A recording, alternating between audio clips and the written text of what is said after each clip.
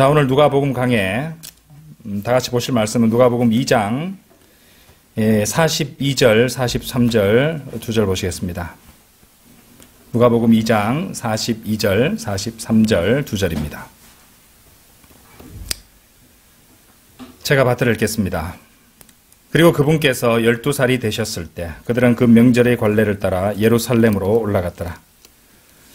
그리하여 그들이 그 날들을 채운 후 그들이 되돌아가는 동안에 아이 예수님께서 예루살렘에 남아서 머무셨더라. 그런데 요셉과 그분의 어머니는 그것에 관하여 몰랐더라. 자, 오늘 드릴 말씀 제목은 주님과의 교제를 회복하라. 주님과의 교제를 회복하라. 이런 제목으로 말씀을 드리겠습니다. 사실 이제 오늘 보셨던 누가복음 본문 말씀 포함해서 이제 43절부터 42절부터 오늘 보셨는데 42절부터 46절까지 이렇게 쭉 읽어 보시면요. 이제 역사적이고 실제적인 인물로서의 마리아와 로마 가톨릭의 허구적인 소설 속의 마리아가 얼마나 다른 인물인가 우리가 또 실감할 수 있는 그런 대목이라고 할 수 있습니다. 이제 이 부분에 대해서는 앞서서 우리 강의를 통해서 설명을 드렸는데요. 또 오늘 또 이 부분이 거기에 해당하는 부분이라고 할 수 있어요. 이제 우리가 이미 알겠지만은 모두 아시겠지만은 이 성경 속의 마리아는 절대로 뭐 하나님의 어머니가 된다든지 또는 뭐 원죄 없이 이제 잉태한 무슨 무염시태의 주인공이라든지 또는 예수님과 더불어 공동 구속자로 추앙받는 인물이 결코 아닙니다. 이것은 로마 가톨릭에서 지어내고 꾸며낸 말로서 사람들을 호도하고 있는 그런 내용에 지나지 않는다는 것이죠. 오직 로마 가톨릭이 만든 허구적인 소설 속에서만 그런 존재가 된다는 것입니다. 그들이 이것이 얼마나 가증한 신성 모독인지 안다면은 정말로 바들바들 떨 것입니다. 그러니까 모르니까 그런 짓을 버젓이 하고 있다는 것이죠. 지금 이제 셋째 하늘에 있는 마리아도 얼마나 주님 뵙기에 참 본인은 전혀 그런 의도가 없는데 하나님의 어머니처럼 되어서 하늘의 여왕으로 숭배받고 있는 자신이 한없이 이제 이 지상에서 벌어지고 있는 일들에 대해서 안타깝게 생각할 것입니다. 어느 정도로 신성 모독적이냐면요. 어떤 가톨릭 그 수도성 조직이 발행한 기도 카드라는 그것이 있는데 거기 그림을 보면은 마리아가 이제 삼위일체에다가 하나 더 더한 하나의 또 그 삼위일체에 버금가는 하나의 위로서 하늘 보좌에 앉아 있는 그림이 그려져 있다고 합니다. 그러니까 하나님의 이 위치에까지 마리아를 드높이고 있다는 것이죠. 로마 가톨릭 교도들은요, 마리아가 자신들을 연옥에서 구원해 줄 존재로 믿고 신뢰한다고 합니다. 그건 참 심각한 문제죠. 네. 먼저 이제 무엇보다도 연옥이라는 것이 성경적이지 않습니다. 성경 어느 곳에도 연옥은 나오지 않습니다. 100번, 1000번 양보해서 100번, 1000번 양보해서 이따 치더라도 진짜 문제는 뭐냐면은 그 불쌍한 마리아가 연옥이라는 곳에 그들의 주장 속 연옥이라는 곳에 떨어진 죄인을 어떻게 찾아낼 것인가? 그래서 구원해 주실 것인가? 이게 문제가 된다는 것이죠.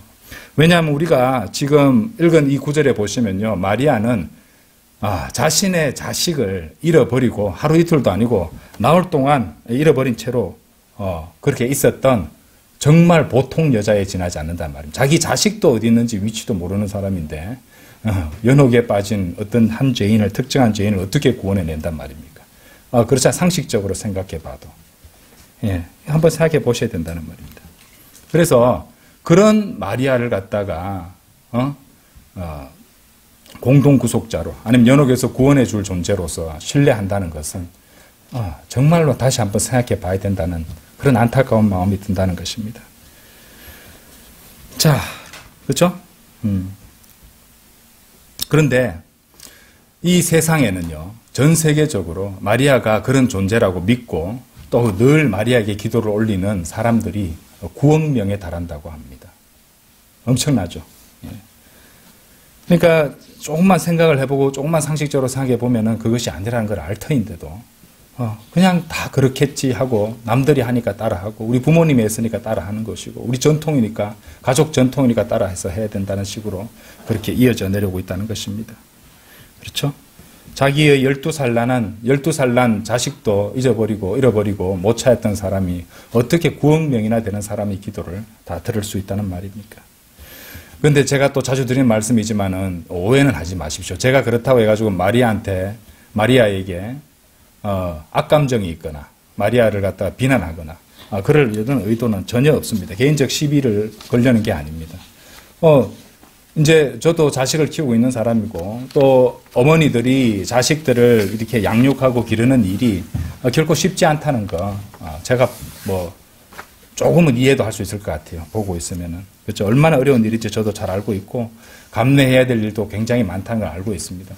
러크만 주석서를 읽어보면요. 러크만 목사님도 이제 아내가 떠나가는 바람에 자녀들을 갖다가 12년 동안 도합 12년 동안 5자녀들을 갖다가 돌봐야 되는 어머니 노릇을 해봤다는 그런 고백을 적어둔 것을 본 적이 있습니다. 예, 엄청나죠. 5명의 아이를 갖다가 남자의 몸으로 아내도 없이 돌보면서 사역을 했다는 것이니까 참 하나님께서 러크만 목사님을 그렇게 훈련을 시켰겠구나 이런 생각도 들더라고요. 예, 참 우리나라도 5남매, 6남매, 7남매 뭐 그렇게 이제 이렇게 많은 아이들을 낳아서 양육하는 그런 적이 있잖아요.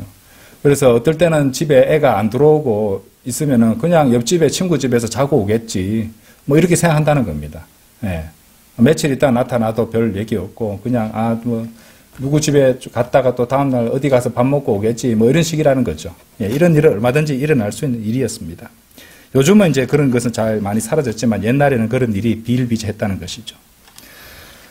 자, 제가 말씀드리는 것은 마리아가 어떤 대단한 죄를 지은 것은 아니지만은 드리고 싶은 말은 로마 가톨릭에서 그래 믿고 수강하는 것처럼 그런 대단한 존재, 신적 존재가 아니라 일반적인 한 사람이었고 어디까지나 더 나을 것 없는 한 사람의 죄인일 뿐이었다는 것이죠. 구원자가 필요한 사람이었다는 것입니다.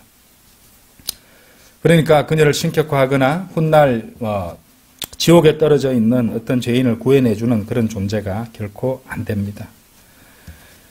그렇죠? 제가 이제 마리아에 대해서 또 거듭 이렇게 설명을 드렸지만은 이런 것을 보면서도 이 사람이 일반적인 사람이구나, 실수를 하는 사람이구나, 우리와 똑같은 성정의 사람이구나 라는 판단이 서야 된다는 것이죠. 이 성경 기록을 통해서 진짜 상식적으로 그냥 보면은 이 사람도 보통 아줌마구나.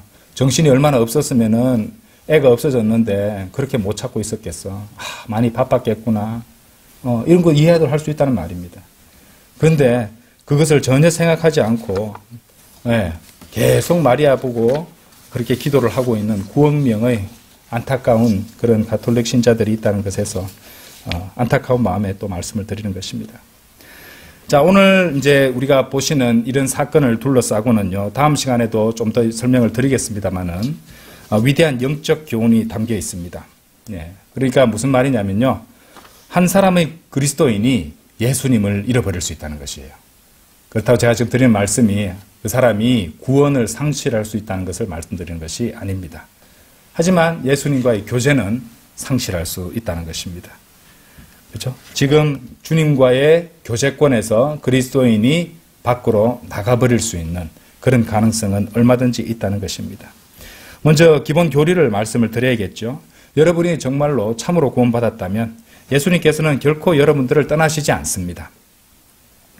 여러분의 구원의 영원한 보장에 대한 그 증거 말씀들을 한번 살펴보고 가겠습니다. 먼저 히브리서 13장 한번 열어보십시오.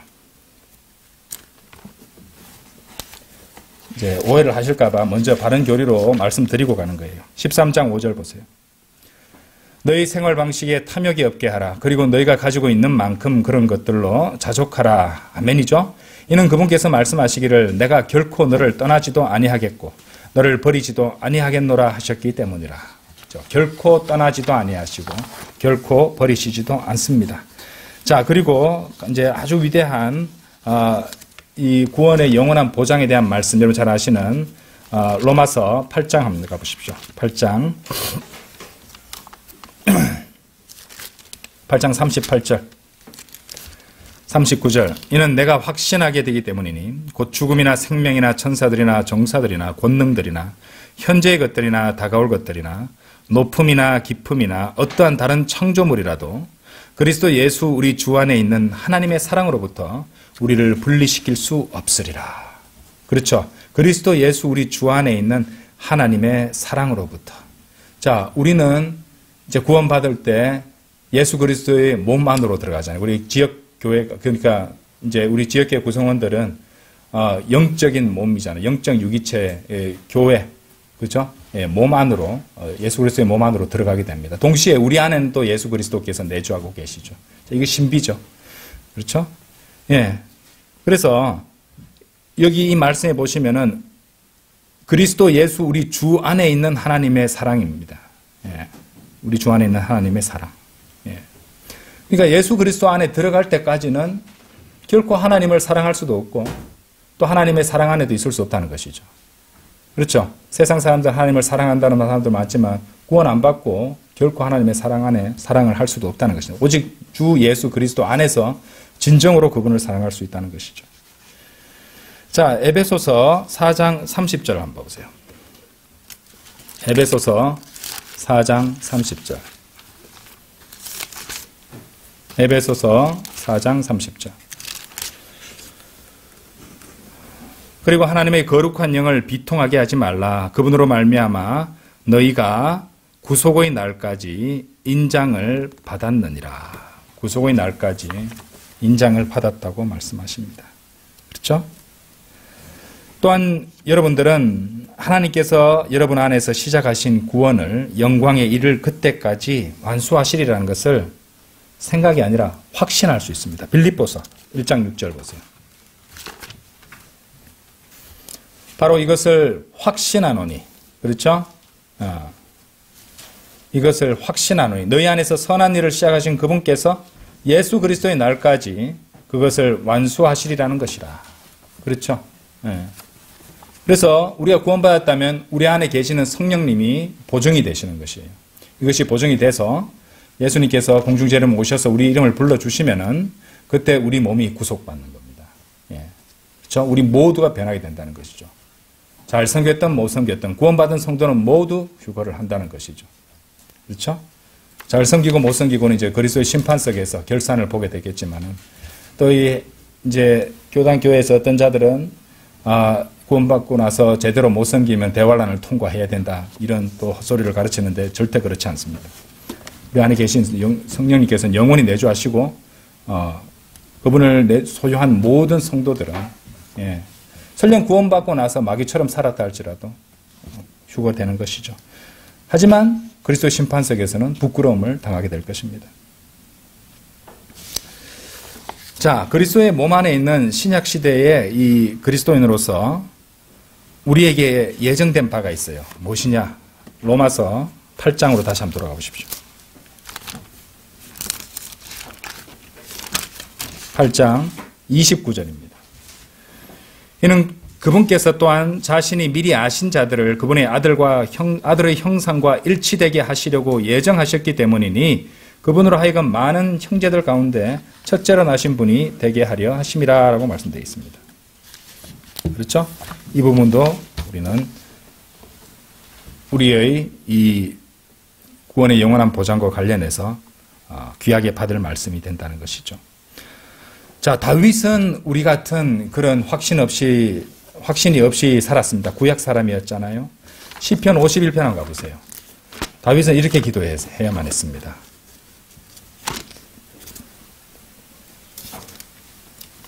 (51편) 11편. 당신의 면전에서 저를 내치지 마소서. 또 당신의 거룩한 영을 저에게서 거두지 마소서. 이제 구약 인물 중에서 다윗 같은 인물은요, 예수 그리스도의 그 주님의 영이 다윗에게 임하시고 떠나시지 않았습니다. 그렇죠? 그런데 떠나실 가능성도 있는데도 불구하고 다윗이 이렇게 기도하고 했기 때문에 또 그리고 특별한 은혜를 베풀어 주셔서 다윗에게서는 떠나지 않으셨어요. 삼손 같은 경우는 임하셨다가 떠나셨다가 나중에 다시 돌아오셨죠. 그죠? 근데 사울 같은 경우는 임하셨다가 떠나신 다음에 다시 돌아오지 않았습니다. 이런 차이들이 있죠. 구약은 그랬다는 말입니다. 구약 시대에는. 하지만 우리 신약 성도들은 이런 기도가 우리에겐 필요가 없습니다. 걱정할 필요가 없습니다. 우리에게 한 번 들어오신 이 성령, 내주하러 들어오신 성령님은 결코 떠나시지 않는다는 우리 성경 구절로도 확인했습니다. 이제 미국에서는 영어로는 OSAS입니다. OSAS. One saved, always saved. 그죠? 한 번 구원받으면 영원히 구원받은 것이다. 영원한 구원의 영원한 보장이라는 것인데, 이제 우리나라 또 이렇게 폴 워셔라든지 존 맥가더 목사 같은 사람 이제 추종하는 사람들은 보면은 구원의 영원한 보장 이런 걸 이단교리라고 막 주장을 하는 경우도 본 적이 있습니다. 무식하면 그런 말을 하는 거죠. 자, 그런데 우리는 구원은 영원히 보장받습니다. 그는 분명한 사실이고 분명한 교리입니다. 하지만 한 번 받은 구원은 영원하지만 여러분은 얼마든지 주님과의 교제를 상실할 수가 있다는 것이에요. 자, 요한일서 1장 가보십시오. 그런 가능성이 없다면은 이런 말씀이 기록되지 않습니다. 요한일서 1장 3절에서 7절까지. 우리가 목격하고 들은 그것을 너에게 선언하노니 너희 역시도 우리와 함께 교제를 나누게 하려 함이라. 그리고 참으로 우리의 교제는 하나님과 아버지와 함께하는 것이며 그분의 아들 예수 그리스도와 함께하는 것이라. 그리고 이런 것들을 우리가 너희에게 기록하는 것은 너희의 즐거움이 충만하게 하려 함이라. 그런즉 우리가 그분에 관하여 듣고, 지금 다 읽을 수 없으니까 계속 읽어보겠습니다. 일단은 그런즉 우리가 그분에 관하여 듣고 너희에게 선언한 전언이 이것이니 곧 하나님께서는 빛이시요 그분 안에는 어둠이 전혀 없다는 것이라. 6절 보세요. 만일 우리 자신이 그분과 교제가 있다고 말하면서 어둠 가운데 살아간다면 우리는 거짓말하는 것이며 진리를 행하는 것이 아니니라.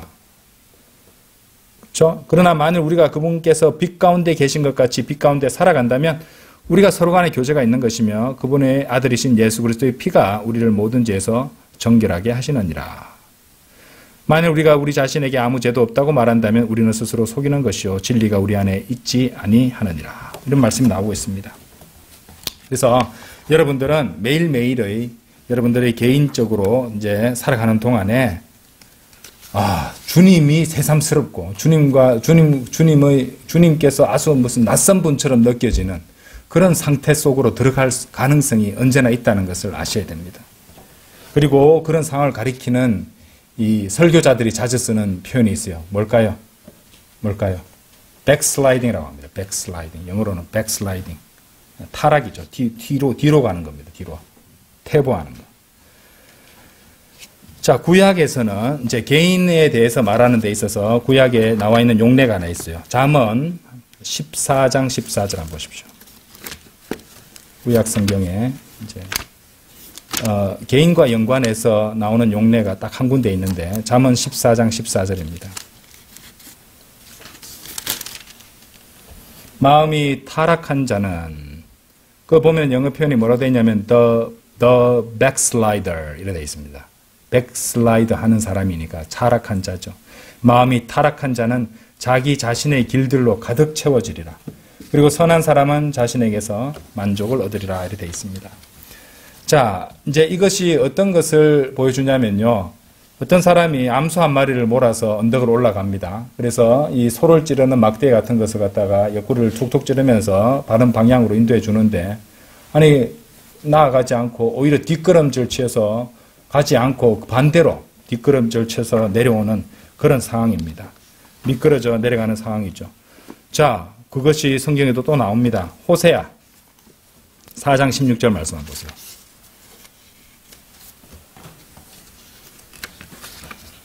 이는 이스라엘이 뒷걸음질하는 암송아지 같이, 그죠? 암송아지 같이 퇴보하기 때문이라. 이제 주가 그들을 먹이겠으니 넓은 장소에 있는 어린 양같이 먹이리라. 여기서 뒷걸음질하는 암송아지라는 표현이 나와 있죠. 자, 이것은 이제 이스라엘이라고 되어 있지만은 얼마든지 우리 신약 성도들에게 적용을 할 수도 있습니다. 네. 이거 어떤 성도들에게 적용할 수 있냐면 구원받은 성도 가운데서 이렇게 규정이 지을 수 있을 거예요. 하나님과의 교제권에서 벗어나는 성도들. 그런 사람이 백슬라이더라고 할 수 있겠죠. 그렇죠? 예, 뒷걸음질 치는 암송아지 같은 그런 경우가 된다는 것입니다. 자, 교제의 의미에서 주님과의 교제권에서 벗어나는 경우, 교제의 의미에서 예수님을 잃어버린 완벽한 예시가 되는 인물이 하나 있었어요. 그가 누구냐면 바로 시몬 베드로입니다. 자, 시몬 베드로는 주님께 아주 훌륭한 고백을 했었죠. 우리 다 같이 마태복음 16장 열어보시겠습니다. 마태복음 16장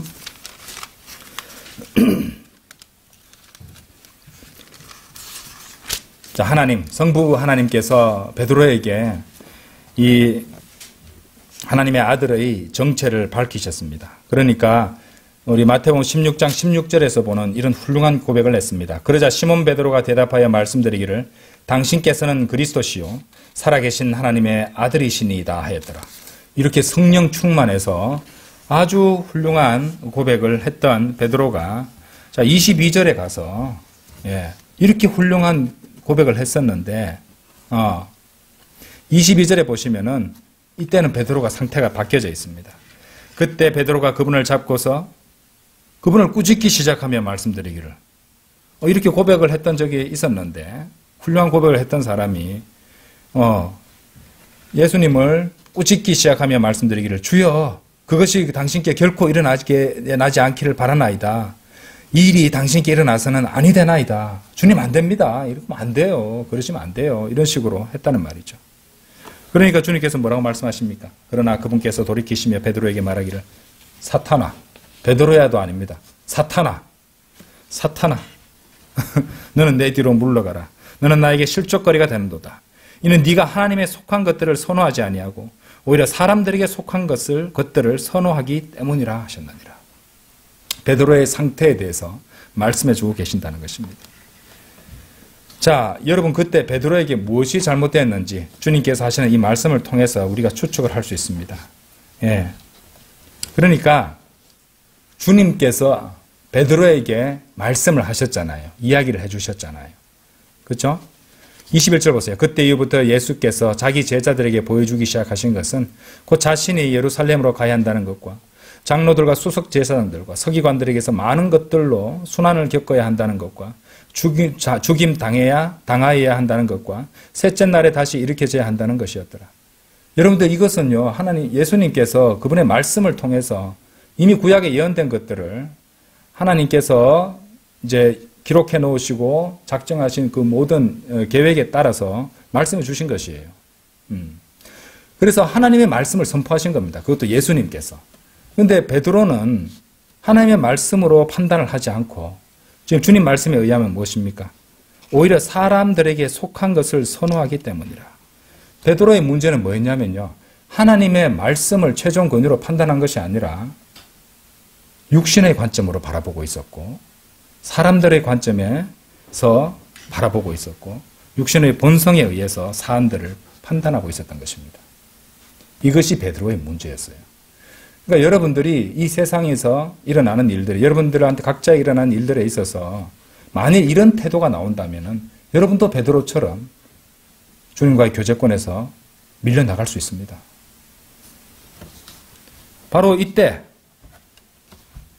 사탄한테 이제 거기 이끌려가지고 베드로는 사탄한테 속았겠죠, 그죠? 예. 그래서 사탄이 말하고자 하는 바를 그대로 말하게 했으니까. 사탄이 원하는 바를 그대로 얘기하고 있으니까. 있잖아요. 거기 욥기에도 나오잖아요. 욥의 아내가 하는 말들은 그대로 사탄의 직통 전화처럼 욥에게 내까리고 있었던 겁니다. 하나님 저주하라고 하잖아요. 사탄이 하나님께 욥을 시험해서 이렇게 다 빼앗으시면은 하나님을 저주할 겁니다. 원망하고 할 겁니다. 그대로 사탄의 뜻대로 아내가 말을 했잖아요. 그 입에 넣었잖아요. 그렇죠? 베드로도 그런 말을 했다는 것이죠. 그리스도인들 가운데도 그런 사람이 있죠. 하나님의 말씀이 아닌 자신의 육신에 속한 경험, 생각, 세상의 이치, 이성적인 판단 이런 것들로 그것이 옳다고 판단할 수 있습니다. 베드로도 자기 생각에는 주님께서 그렇게 영광으로 와서 왕으로서 다 군림하고 처치하고 해결하고 그래야 되는데 이렇게 고난받아야 되는 메시아를 갖다 받아들일 수가 없었던 거예요. 베드로는. 그거 아니 됩니다. 안 됩니다. 자기 생각을 내세웠다는 말이죠. 그렇죠? 여러분 한번 스스로 생각해 보시기 바랍니다. 과연 여러분들은 모든 것을 하나님의 말씀, 여러분의 마음에 심겨진 말씀, 오늘 아침에 읽었던 말씀, 암송했던 말씀, 이전에 암송했던 말씀, 주님께서 떠오르게 하는 그 말씀으로 그 말씀에 비춰서 판단하고 그 말씀에 따라서 살고 있는지 말이죠. 아니면 자기 감정에 끌려가고 살고 있는 건지, 자기 생각에 끌려서 살고 있는 건지, 세상적 관점이 어느새 자기한테 탁 물들어서 그런 것에 투영해서 그렇게 판단하고 있는 것은 아닌지 한번 생각해 보셔야 된다는 것입니다. 자, 베드로는요, 예수님이 자신의 발을 씻기시는 것을 허락하지 않으려 했던 적도 있었죠. 요한복음 13장에 나옵니다. 왜 그랬습니까? 주님, 제 발을 만지지 마세요. 비위생적이에요. 그겁니까? 그거 아니죠. 베드로가 예수님을 사랑하지 않아서 발 씻기지 못하게 했던 겁니까? 아닙니다. 베드로 딴에는요, 주님의 어떤 권위라든지 위험을 생각하고 있었던 것이죠. 주님같이 높으신 분이 감히 저같이 낮은 자를 갖다가 어떻게 씻어주십니까? 당신께서 결코 제 두 발을 씻기지 못하시리이다 이렇게 말했다는 것이죠. 그래서 예수님께서 베드로에게 만일 내가 너를 씻기지 아니한다면 너는 나와 함께할 부분이 없도다. 이렇게 말씀하시니까 이제 베드로가 요한복음 13장에 보시면은 주여 저희 두 발뿐 아니라 저희 두 손과 저희 머리도 씻겨 주옵소서. 그렇게 말씀하셨다는 것이죠. 여러분들 베드로가 주님을 향해서 가졌던 신실함 맞죠? 있었죠? 베드로는 신실했습니다. 인정하셔야 됩니다. 주님을 사랑하기를 멈춘 적이 있었습니까? 아닙니다. 베드로는 주님을 사랑하는 걸 멈춘 적이 없었습니다. 계속 주님을 사랑했고 계속 신실했던 제자였어요. 그런데 다만 문제는 뭐냐면은 베드로가 준비되지 않았을 때 베드로를 덫에 걸리기 위해서 키질 해버렸다는 것이죠. 베드로가 약점이 드러났을 때 그때 그렇게 돼버렸다는 말입니다. 베드로는 겟세마네 동산으로 갔었죠. 주님을 위해서 자기가 죽더라도 끝까지 싸울 용기도 있었고 마음도 있었습니다. 그런데 칼까지 휘둘러서 이 대제사장의 종의 귀까지 이렇게 잘라냈잖아요. 그런데 주님께서 하지 말라고 막으셨어요. 예. 자기 생각에는 이것이 옳은 것이고 바른 일이라고 생각을 했는데 주님께서 제지하시는 거 보고 아무 힘없이 잡혀가는 거 보고 화가 얼마나 났겠습니까? 왜 저러시냐 이 말이죠. 저러시면 안 되는데. 예. 그러니까 베드로는요 주님께 화가 났던 거예요. 그때 그 감정, 그 화난 감정 때문에 교제가 박살나버린 것입니다. 예. 그 뒤에 어떤 일이 일어난지 여러분 아시죠? 주님을 3번이나 부인하고 욕설까지 했습니다. 뭐 때문에 깨졌죠? 감정 때문에.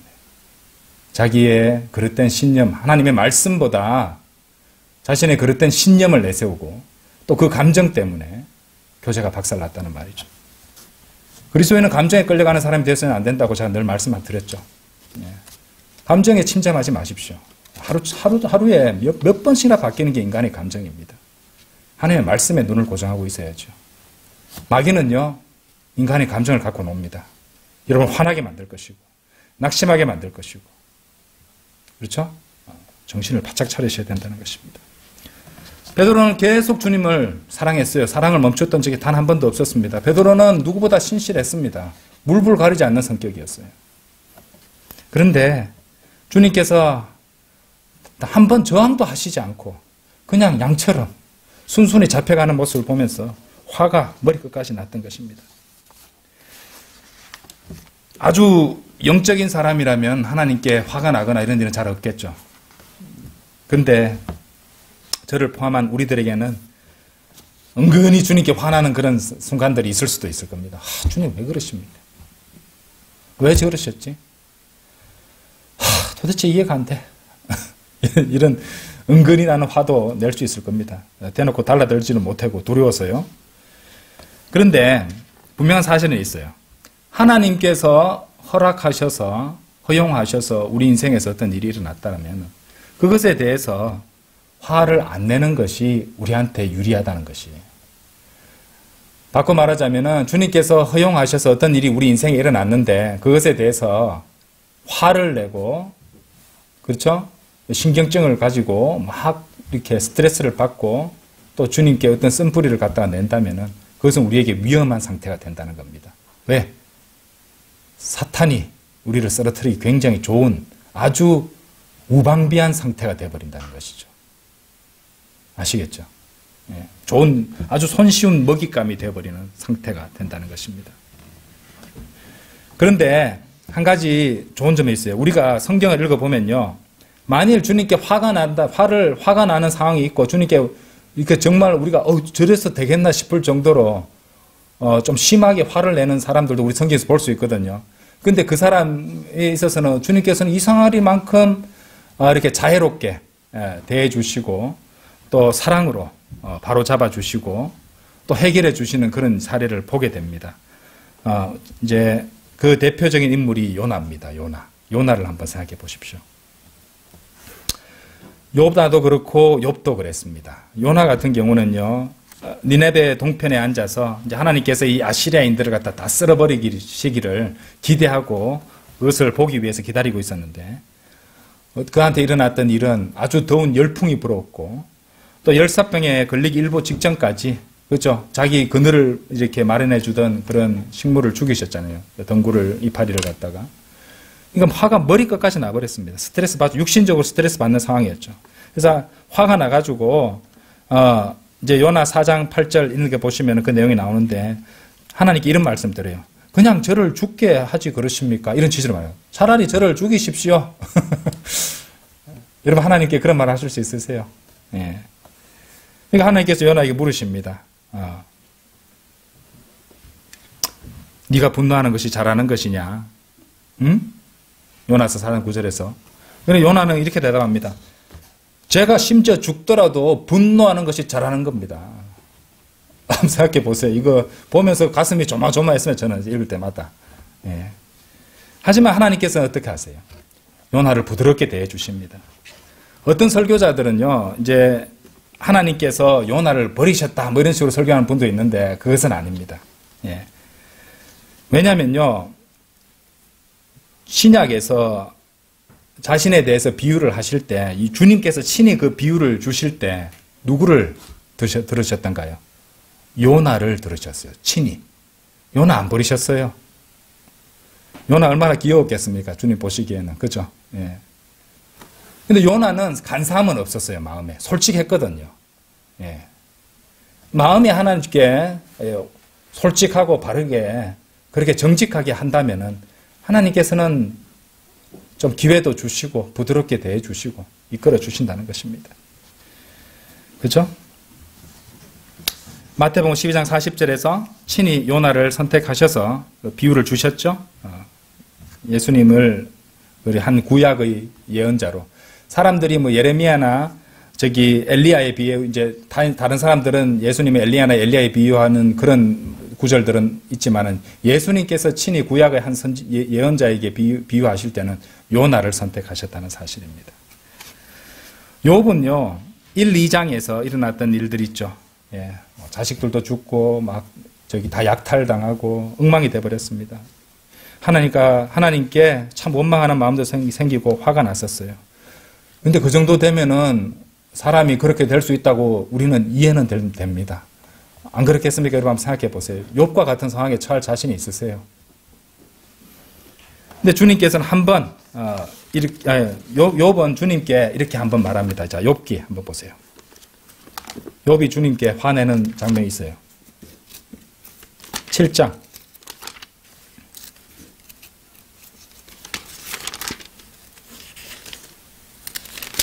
19절 보세요.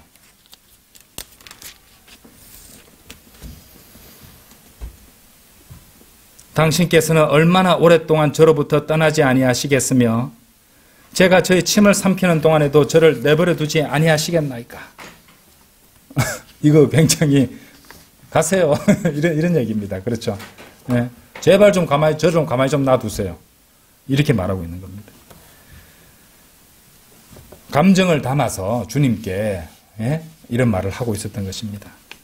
근데 주님께서 욥에게 어떻게 하셨습니까? 나중에 직접 내려오셨죠? 욥을 바로 잡아 주셨고 욥이 이전에 가졌던 것의 2배를 더 다시 돌려주셨던 것입니다. 아시겠죠? 자, 일단은 주님과의 교제권에서 화가 나서 교제를 깨버리고 나가지 않도록 해야 됩니다. 예. 그런데 그렇다고 해서 주님께서는 우리를 버리시느냐? 아닙니다. 우리의 마음이 정직하고 바로 잡혀있고 하나님께 솔직한 마음이라면 예, 하나님께서는 참아주시고 한번 생각해 보세요, 여러분. 우리는 하나님의 인내의 증거입니다. 우리 이전에 얼마든지 죽어서 사라져도 우리는 할 말 없습니다. 근데 지금까지도 살아서 있잖아요. 건강하게 오늘 예배실로도 함께 와서 하나님 말씀에 경청할 수 있도록 기회 주셨잖아요. 그렇죠? 자, 이제 결론을 맺겠습니다. 베드로가 주님을 부인했을 때 베드로가 구원을 상실했던가요? 아니요. 베드로는 구원 상실한 것이 아니었어요. 베드로는 구원을 상실한 적이 없었습니다. 베드로가 상실했던 것은 주님과의 교제권이었어요. 그렇죠? 그래서 누가복음 22장 32절에는 이런 말씀이 나와요. 그러나 내가 너의 믿음이 쇠하지 않도록 너를 위해서 기도하였느니라. 그런즉 네가 회심하면 너의 형제들을 강건하게 하라. 주님께서 미리 말씀해 주신 것이 회심을 할 필요가 있었다는 겁니다. 주님과의 교제가 깨어졌다면, 주님과의 교제권부터 타락하여 뒷걸음질 쳐서 나갔다면 회심을 하면 된다는 것입니다. 아시겠죠? 그죠? 회심은 마음의 변화라고 그랬죠? 그리고 주님께로 되돌아가는 겁니다. 예. 주님과의 교제 안으로 베드로는 다시 들어가야 했습니다. 왜냐하면 주님과의 교제가 깨지면서 베드로는 주님과의 제자의 신분을 상실해버렸기 때문이에요. 그래서 성경 표현들을 보면은 무덤으로 찾아왔던 여인들에게 천사들이 이렇게 말해요. 천사가 말하는 것입니다. 그러나 너희의 길을 가서 그분의 제자들과 베드로에게 천사가 말합니다. 천사들도 지켜보잖아요. 그렇죠? 예. 하늘에서 우리를 지켜보는 사람들도 있잖아요. 존재들이 있잖아요. 그죠? 천사들도 알고 있습니다. 뭐라고 말했냐면은 너희의 길을 가서 그분의 제자들과 베드로에게 마가복음 16장 7절에 나옵니다. 베드로가 제자였다면은 그분의 제자들에게 했겠죠. 베드로 굳이 얘기 안 했겠죠. 제자들과 베드로를 갖다가 베드로가 제자가 아니었기 때문에 따로 구분해서 말하고 있었던 것이죠. 제자로서의 자격을 상실한 그런 증거는 누가복음 24장 34절, 고린도전서 15장 5절 등에서 베드로와 주의 제자들을 구분해서 언급하는 것을 통해서 알 수 있습니다.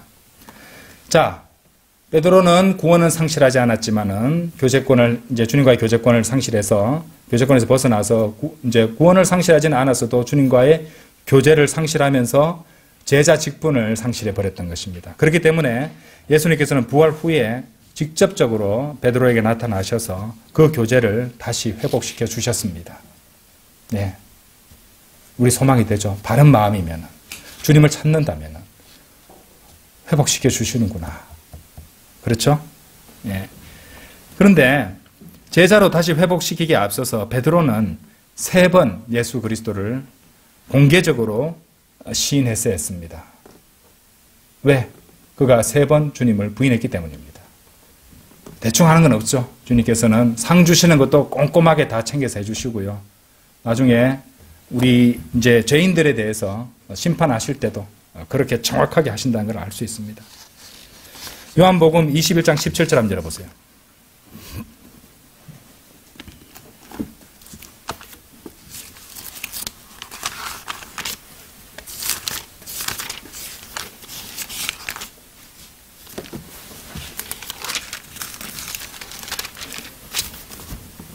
그분께서 그에게 3번째로 말씀하시기를 요나의 아들 시몬아, 네.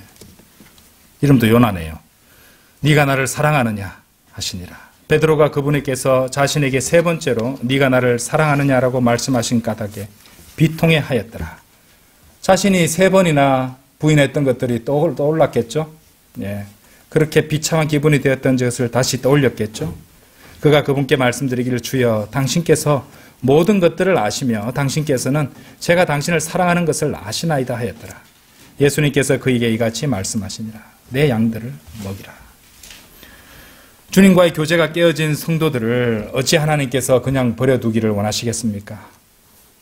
그분께서는 사랑하시는 성도들의 그 모든 타락과 실족의 순간을 신음하시며 슬퍼하시며 그 탕자가 다시 돌아오기를 바라는 마음으로 문 앞에 서서 저 앞에 현관까지 나가서 언제나 기다리고 계십니다.